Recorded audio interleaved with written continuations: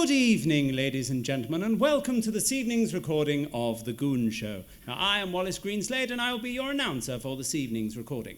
Now, before we begin this evening's recording, I have a few announcements I would like to make. Firstly, if anybody in the audience has anything about their person liable to make a noise during this evening's recording, if you would be so kind as to render it silent now. If there's one thing we don't tolerate on The Goon Show, it's silly noises.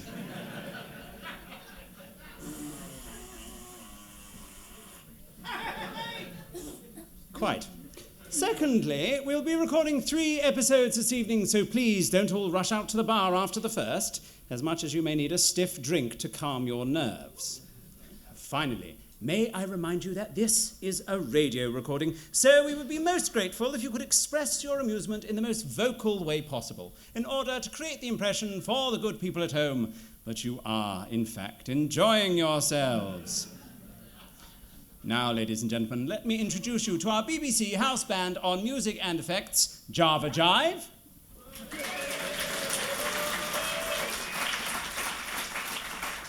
And our special musical guest for this evening's recording, the Lance Ellington Quartet.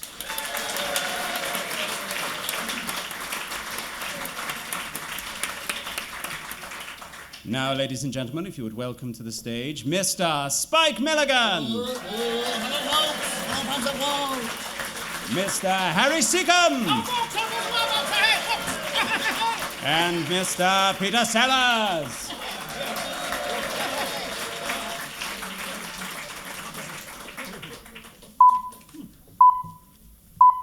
That you or me, my God? That you, Lance? This is the BBC Home Service. Thank you. We now come to the radio show entirely dedicated to the downfall of John Snagg. He, of course, refers to the highly esteemed Goon Show!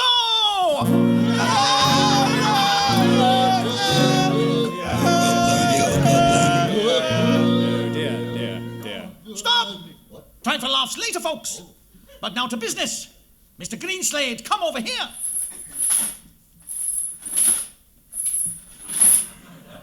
Yes, master? Tell the waiting world what we have for them. My lords, ladies, and other national assistance holders, tonight the League of Burmese Trombonists present a bestseller play entitled The Terror of Bexhill-on-Sea, or The Dreaded Batter Pudding Hurler.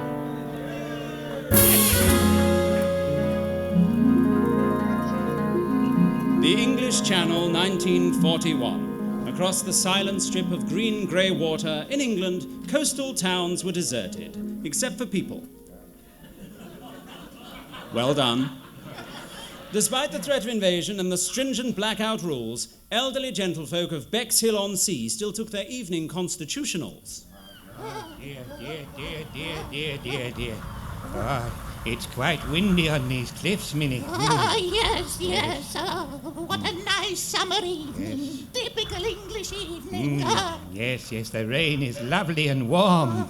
Minnie, I think I'll take one of my sou'westers off. You devil, you. Here, Minnie, hold my elephant gun. Oh, dear. I don't know what you bought it for. You can't shoot elephants in England, you know. And why not? They're out of season. Oh. Does this mean we shall have to have pelican for dinner again? I fear so. Then I'll risk it. I'll shoot an elephant out of season. You can't shoot an elephant out of season, Yes, I Henry. can, Minnie. I checked, Elephants especially. must not be shot out of season. Where does it say It that? says here on page 2, you can't shoot an elephant out of season. Listeners who are listening will of course realise that Minnie and Henry are talking rubbish. As erudite people will realise, there are no elephants in Sussex. They're only found in Kent.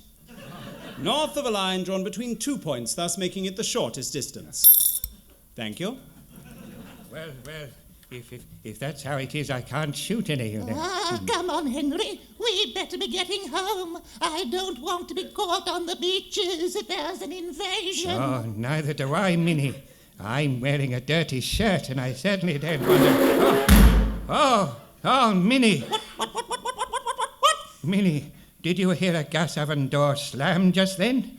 Damn Don't be silly, Henry. Who'd be walking around these cliffs with a gas oven? Lady Docker? Well done, sir. Well done. Ah, yes. Yes, but apart from the obvious ones, who'd want to...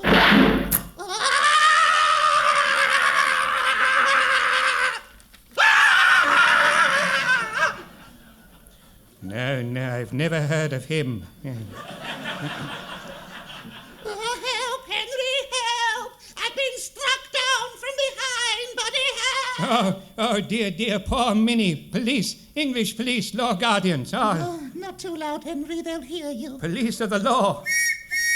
Can I help you, sir? Are you a policeman? No, I'm a constable. Oh, what is the difference? They're spelt differently.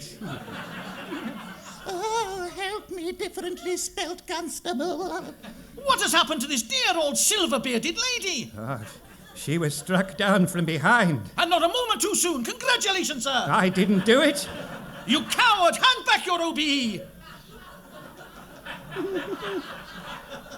Tell me, who did this felonious deed? What has happened to her? Oh, it's much too dark to see. Strike a light. It's not allowed in the blackout. Strike a dark light.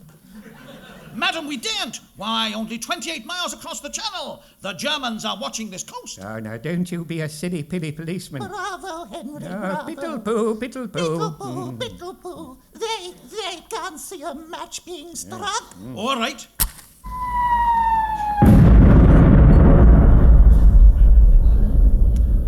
Any questions?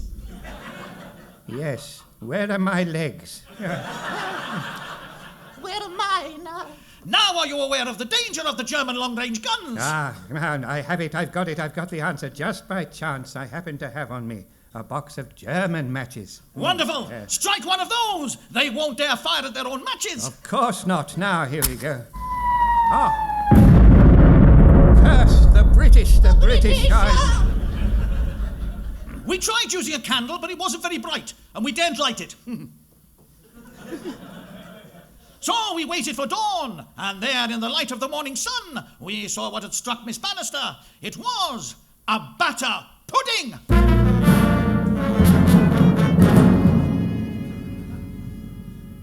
It's still warm, Minnie. Oh, thank heaven. I hate cold batter pudding. Come, dear little Minnie. I'll take you home with me, Minnie. I'll give you a hot bath. Rub you down with the anti-vapor rub.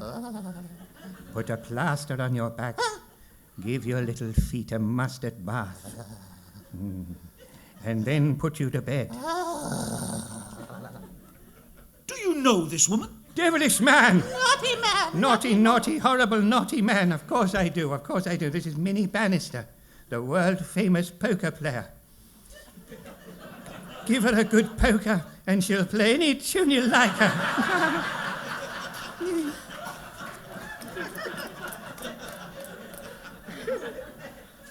Well, get her off this cliff. It's dangerous. Meantime, I must report this to the inspector. I'll call on you later. Goodbye. As I swam ashore, I dried myself to save time. That night, I lay awake in my air-conditioned dustbin thinking, who on earth would want to strike another with a batter pudding? Obviously, it wouldn't happen again, so I fell asleep. Nothing much happened that night, except I was struck with a batter pudding. It's all rather confusing, really. In the months to come, 38 batter puddings were hurled at Miss Bannister. A madman was at large. Scotland Yard was called in. Inspector Goon. My name is Hercules Grip Type Thin. Special investigation. This batter pudding hurler. Yes? He's made a fool of the police. I disagree. We were fools long before he came along. You silly, twisted boy. Nevertheless, he's got to be stopped. Now, Goon. Yes. Please, don't do that.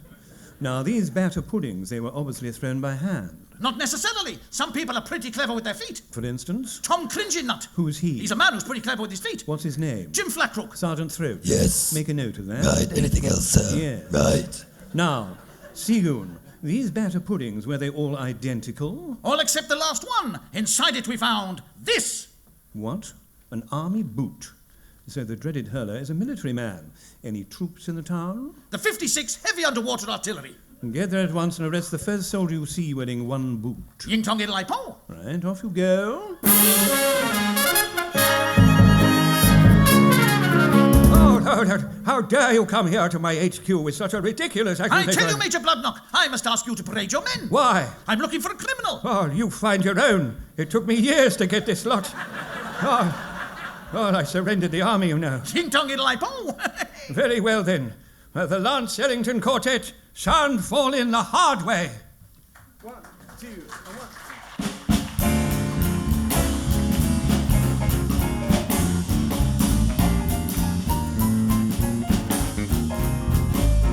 What a day this has been. What a rare mood I'm in. Why, it's almost like being in love. There's a smile on my face for the whole human race. Why, it's almost like being in love. All the music of life seems to be like a bell that is ringing for me. And from the way that I feel when that bell starts to peal, I swear I was falling, swear I was falling. It's almost like being in love. Well, that's nice. Almost like being in love.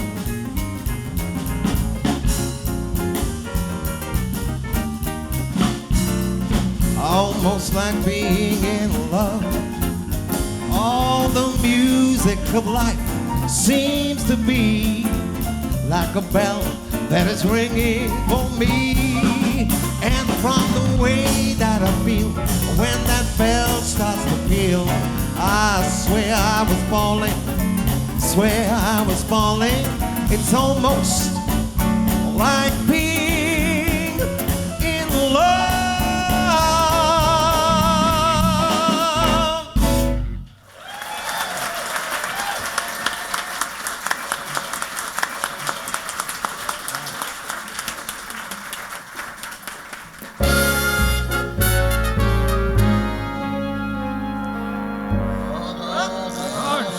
Silence, lads, yes. You big fat head. Yes, lads, my dear, lovely, hairy lads. I'm so sorry I had to get you out of bed in the middle of the day, but I'll see you get extra pay for this, I promise you. Yes. Oh, yes. Oh, that's what I like. Spirit. Now, Goon, which is the man? I walked among the serried ranks, looking for the soldier with only one boot, but my luck was out. The entire regiment was barefooted. All save the officers who wore reinforced concrete socks. I say, Goon, it's getting dark. You can't see in this light, you know. I'll strike a match. Curse! I forgot about the Germans. We want our berry boys. Who are you? Me? Oh, I'm Lance Private Eccles. But most people call me by my nickname. What's that? Nick. I made a joke about the Nick. I inspected the man closely. Oh. He was the nearest thing I had seen to a human being without actually being one. Oh. I say, Goon, you surely don't suspect this man. Why, we were together in the same company during that terrible disaster. What company was that? Desert Song, 1933. Were you both in the doily cart? Oh, yes, right in the doily cart. I don't wish to know that. I say. Thank you, Jim. But at last, folks, by the light of a passing glue factory, I saw that Eccles was only wearing one boot. Oh, well, I only got one boot. I know, but why are you wearing it on your head? Why? Because it fits, that's why. Oh, ask a silly question. I mean, I've heard... Let me see that boot. Oh, yeah. Size 19. What size head have you got? Size 19. Curse, the man's defence was perfect. Oh. Major Bloodknock. How dare you call me Major Bloodknock? But that's your name. In that case, I forgive you. Where is this man's other boot? Stolen. By whom? A thief. You sure it wasn't a pickpocket? Positive. Eccles never keeps his boots in his pocket. Damn! They all had a watertight alibi, but just to make sure, I left it in the fish tank overnight. The next morning, my breast pocket phone rang. Hello? Mr. Goon, Minnie's been hit with another batter pudding. Well, that's nothing new. Oh, it is. This one was stone cold. Cold? Yes, he must be losing interest in her. It also proves that the phantom batter pudding hurler has had his gas pipe cut off. Taxi? The Bexhill gas works, and step on it. Oh, very good, sir, very good, sir. Hooray, hooray, hooray. Here we go, here we go, here we go. Listeners may be puzzled by a taxi sounding like bagpipes. The truth is, it is all part of the BBC New Economy campaign. They have discovered that it is cheaper to travel by bagpipes. Not only are they more musical, but they come in a wide variety of colours. See your local bagpipe officer and ask for particulars. You won't be disappointed. It's all rather confusing, really. Meantime, Neddy Seagoon had arrived at the Bexhill Gas and Coke Works. Whoa, blimey, anybody about? Yeah. Ah, good. Yeah. I would like a list of people who haven't paid their gas bills. Yeah. Ah, thank you. Here's a good list. I'll try this number. I think we've got him this time, folks. 10 Downing Street here. I'm terribly sorry. No, it couldn't be him. Who would he want to throw a batter pudding at? Hello, police here? Ah, this is Mr. Astley. Someone's just thrown a batter pudding at me. Months went by. I couldn't stop them. Still no sign of the dreaded hurler. Finally, I walked the streets of Bexhill at night, disguised as a human man. Then, suddenly, nothing happened. But it happened suddenly, mark you. Disappointed, I lit my pipe. Curse those Germans! Pardon me, my friend. I turned to see the speaker. He was a tall man wearing sensible feet and a head to match. He was dressed in the full white outfit of a Savoy chef. Around his waist were tied several thousand cooking instruments, and behind him he pulled a portable gas stove, from which issued forth the smell of batter pudding. Could I borrow a match? You see, my gas has gone out, and my batter pudding was just about to start drowning. Certainly, here. Oh, no. Keep the whole box. I have another match at home. So rich. Well, thank you, monsieur. Yes. Thank you, monsieur. You have saved my batter pudding from getting cold. As you'll agree, there's nothing quite so bad as being struck down by a cold batter pudding. Oh, yes. Of course. Well, good night, monsieur. I watched the strange man as he pulled his gas stove away into the darkness. But I couldn't waste time watching him. My job was to find the dreaded batter pudding hurler. Those listeners who think that Seagoon is not cut out to be a detective, please write to him, care of Rowton House. On December the 25th, the hurler changed his tactics. That day, Miss Bannister was struck with a Christmas pudding. Naturally, I searched the workhouse. Yes. Seagoon, the hurler is abroad. What's that, sir? Yes, Miss Bannister has just received this letter. It was postmarked Africa, and inside was a portion of batter pudding. Oh, yes, he hasn't forgotten me, buddy. So he's in Africa. We've got him cornered. I must leave at once. Where is me power-packed giant assistant, Blue Bottle? Hey! I heard you call me my captain. I heard my captain call me. Waits for audience applause. Not a sausage. Blue Bottle, you and I are going to Africa. Oh, goody. Can we take sandwiches? Only for food. Any questions? No. I can't answer that, can you? No. You ignorant swine. You got that down, Sergeant Throat? Yes. Good. Yes. Right. We catch the very next troop convoy to Algiers. And now...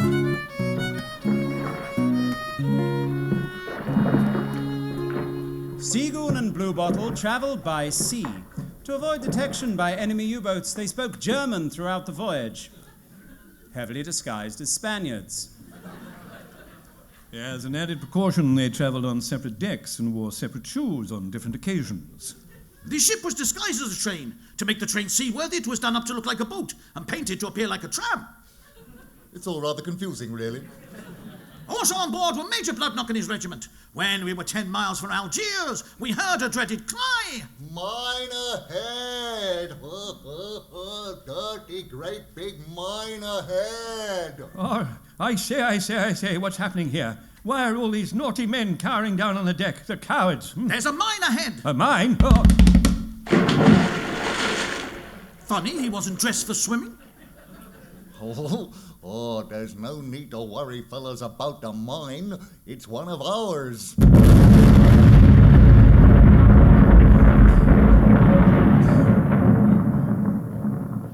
Oh. Bloodknock and I floundered in the cruel sea. Fortunately, we found a passing lifeboat and dragged ourselves aboard. We had no oars, but we found 2 outboard motors, and we rowed with them. Brilliant!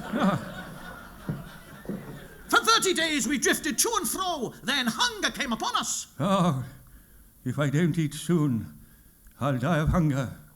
And if I die, I won't eat soon. Wait a moment. Can I smell cooking, or do my ears deceive me? He was right. Something was cooking. There at the other end of the lifeboat was a gas stove. Could this be the end of our search? I'll knock on the oven door. Just a minute, please. I'm in the bath. Good morning.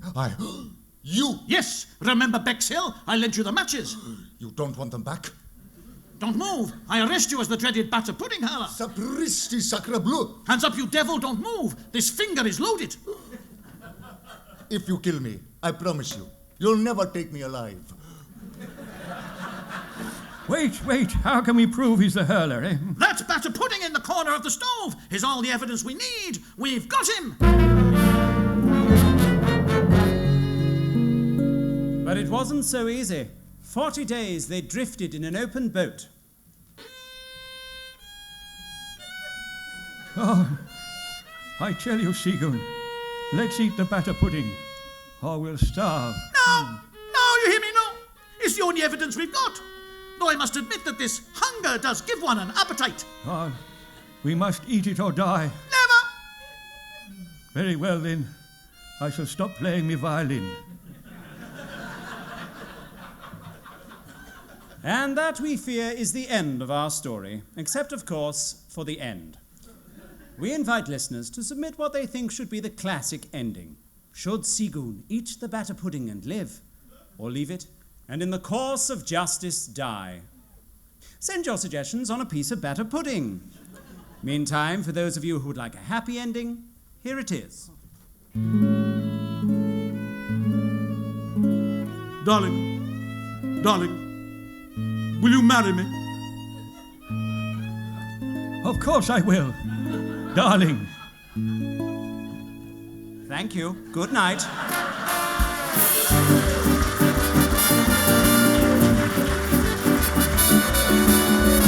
That was The Goon Show, a recorded programme featuring Peter Sellers, Harry Secombe and Spike Milligan, with music by Java Jive, script by Spike Milligan, announcer Wallace Greenslade. The programme was produced by Peter Eaton.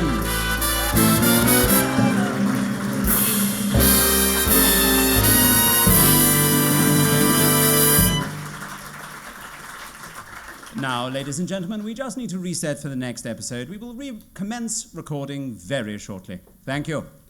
We're off air, folks. We're off air. Just relax. Pretend you're at home. Put your skirt back on, madam. My God. Stop that. You'll go blind.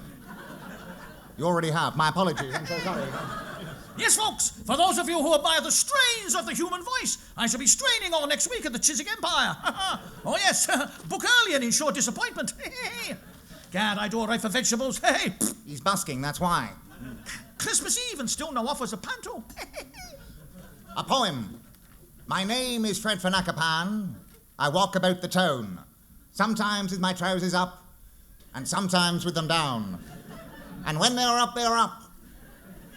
And when they were down, they were down. And when they were only halfway up, I was arrested.